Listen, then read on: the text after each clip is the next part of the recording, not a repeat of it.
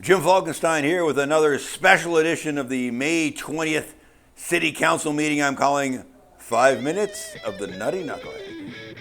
The chief, Ty O'Mara, started off, he goes, with his, he's presenting the Enhanced Enforcement Zone Ordinance. And this had been to council before, and the councilor said, I don't like it, change some stuff, so it's back. And so the chief said, chronic offenders are still a problem. So I brought the tougher Medford enforcement zone language to council before, and that was a mistake. And so here's a middle version where when an individual is in this zone, one of these two zones here, it's like this zone or that zone, there's the two zones they have now, and they're behaving wildly, we give them a note saying, hey, this is a three-strike zone. And so 2 more and you're out of here. And on the 3rd strike, we walk over to the judge and we say, we know you haven't had a chance to look at this as a ding-dong, but 3 tickets in 30 days. Can we just expel him from the area, just this area, until you do your judge stuff? And if the judge says, okay, then we go and expel this ding-dong. And then there's some public forum, and the pigtail homeless advocate, she says, this is way over the top. Most people don't show up for court. So they are guilty by default, and Medford has outreach court, so we should do that. And then a red-headed lady said, she goes, this goes too far. Just trespassing skips the 3 offenses and makes it a 1-offense exclusion. And then our former naked counselor showed up and said, due process is under attack in the Trump administration, and 14th Amendment, and equal protection is being eroded, and these people are assumed guilty. How would this apply to a black community who are more inclined to do crime? We're all white, but imagine if we were all black, doing more crime because we're black. So this is the perfect Ashland racial comment. This guy thinks he's being considerate of the black community's possible unfair treatment by police, but only because he casually declares that blacks obviously do more crime.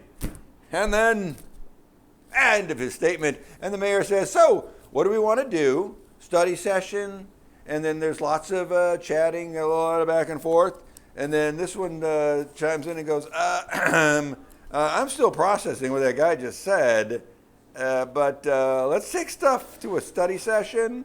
And everyone wants a study session with a draft ordinance, and they want to discuss the outreach court and dog licenses, etc. So there's 10 minutes of discussion, and then the mayor goes, okay, chief, thank you very much. Now on to the comp and class. And so the chief and the former naked counselor, the Nutty Knucklehead, they're all leaving the room as contributors normally do, at the conclusion of a specific item. It's pretty normal. They're all leaving at the same time, and the human resources lady is approaching the presentation table and sitting down, and you can hear someone, presumably the chief, say off camera, could you have been more racist? Kind of a Chandler Bing from Friends style.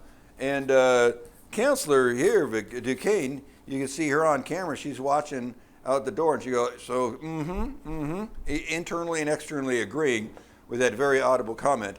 And then, just audio, I had a scuffle, push, jangle, bang, wall.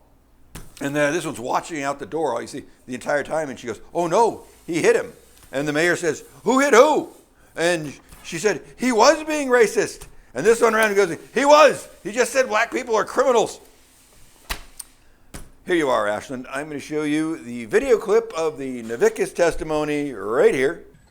And this is establishing a very dangerous precedent. Imagine this applied to a community where we have a large minority of, say, black people, impoverished black people who are possibly more engaged in criminal activity. How does this apply to that community? I mean, we're an all-white community, but how would this apply to a black community?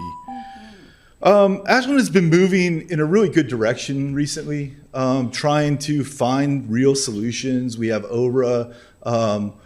And the video clip of Counselor Duquesne's initial reaction. Thank you, Mayor. I'm still kind of trying to digest the previous public little speech there. Anyway, Yes, I am in favor of Chief coming back. We're almost there. And then the video clip of the end of the council discussion. Thank you, Chief. We now move on to our second special presentation, the comp and class study results. And we have our consultants. Are they coming in on Zoom? Yes. Yes.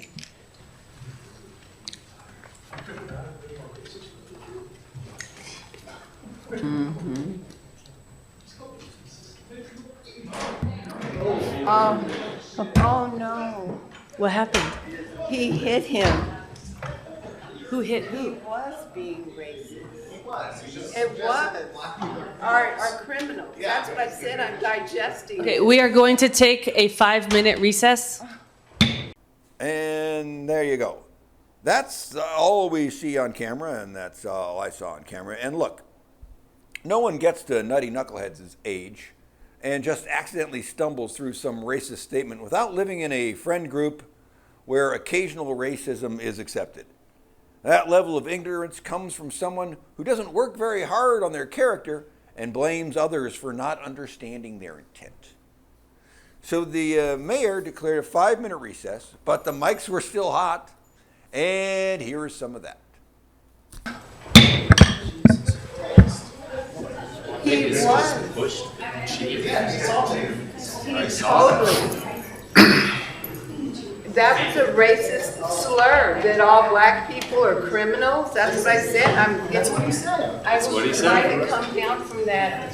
So let's turn off the mics It was and just take a break.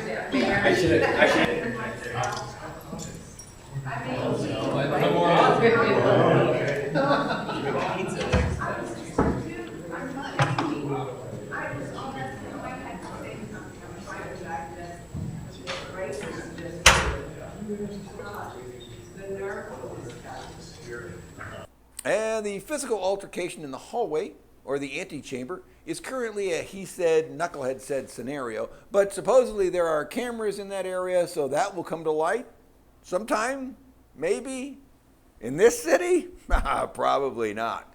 Either way, things calm down, and that is the end of 5 minutes of the Nutty Knucklehead. Ashland City Council, May 20th. You're welcome.